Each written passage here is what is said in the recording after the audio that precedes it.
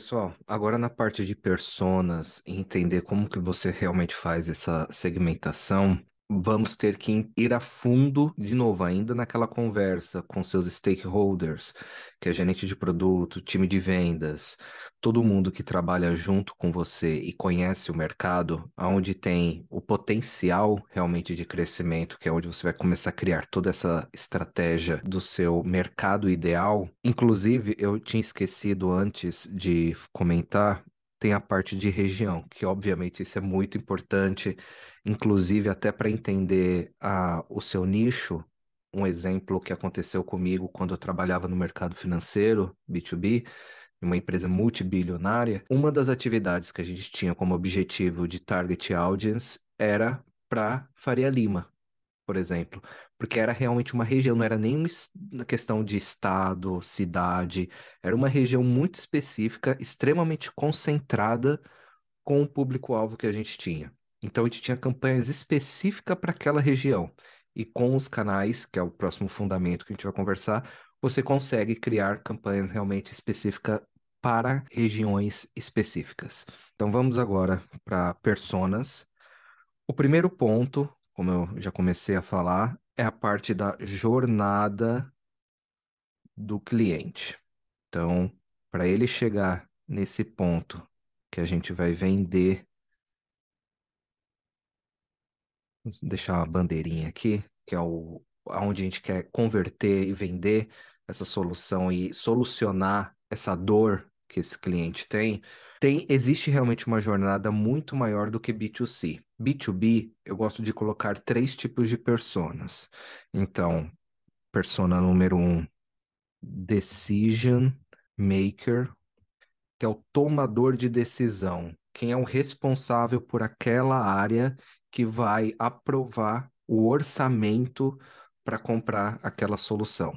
Pode ser um serviço, produto. Existem níveis de personas que você tem que criar em toda a sua base de marketing estratégico, tá?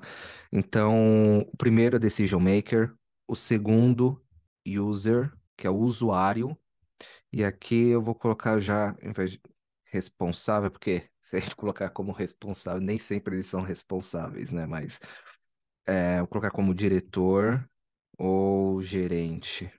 E o terceiro tipo é o influenciador. O influenciador é como, por exemplo, o time de compras que está na negociação dentro dessa jornada. Então, por isso que é importante, dentro dessa jornada, você entender todos os pontos que você entre em contato com eles, começa a negociar. Então, por exemplo, ele converteu no site aqui, depois o time de pre-sales entrou em contato com eles, provavelmente com o decision maker, depois fez uma demonstração do produto, demo, com o número um e 2. Depois disso, mandou proposta. Depois da proposta, fez follow-up o decision maker, com o decision maker.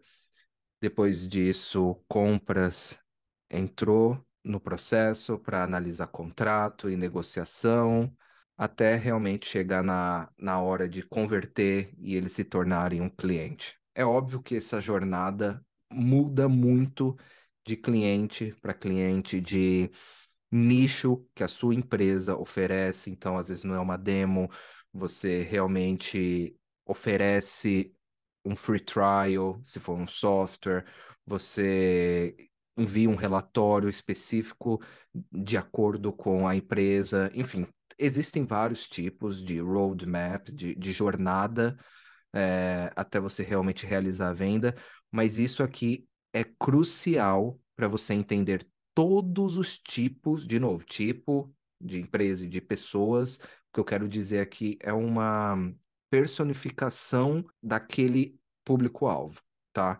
Então, aqui, como eu coloquei, é interessante a gente mapear esses três tipos de personas, que um é o decision maker, quem vai bater o martelo no final e falar, beleza, vamos fechar com esse fornecedor e comprar.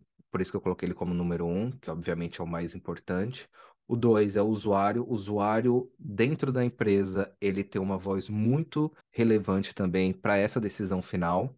Se ele está confiante, se ele está feliz com aquela solução, se aquilo realmente resolve o problema dele, de novo, soluções são para resolver problemas, dores que aquela empresa está sentindo. E, por último, o influenciador, porque também faz parte, a gente fala influenciador, às vezes parece, ainda mais hoje em dia que está todo mundo falando sobre influenciador digital, o que eu quero dizer é que é influenciador dentro da empresa, que pode, às vezes, até quebrar uma venda, porque aquela pessoa não, lá dentro, não estava 100% a favor daquele deal, daquela oportunidade, tá?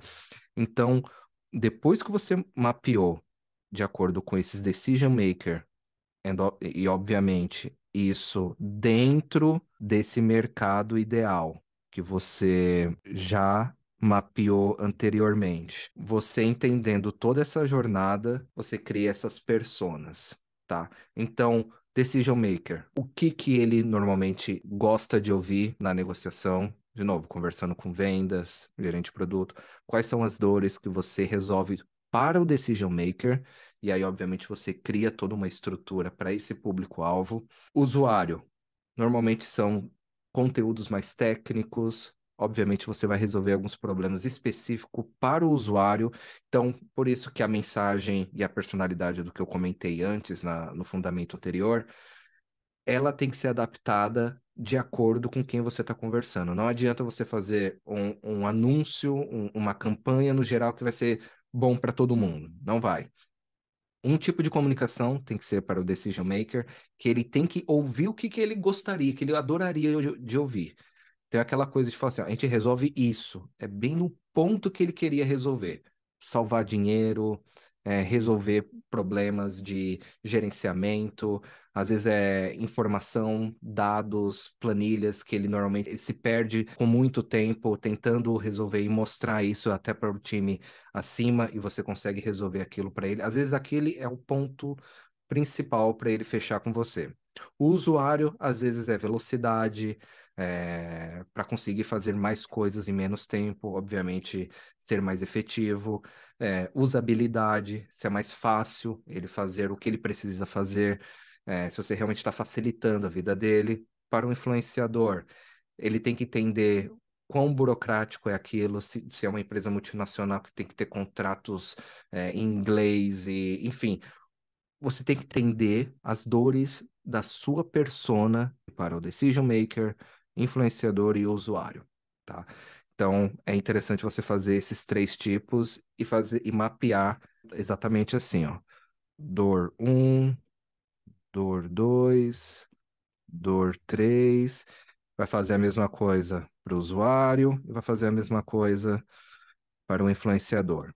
Independente da lista, você coloca em ordem de prioridade e, obviamente, assim que você tem todo isso mapeado de acordo com o seu público-alvo, você consegue criar campanhas e mensagens muito mais efetivas de acordo com a campanha e investimento para esse público-alvo. Então, de novo, imagina que você já está conversando com o mercado que você quer, que é o mercado ideal, com a pessoa ideal, porque você já analisou essa jornada, e ainda com a mensagem ideal resolvendo as dores dessa pessoa. Obviamente, todos os seus recursos, de novo, vai ser muito mais efetivo se você fizer dessa forma, tá?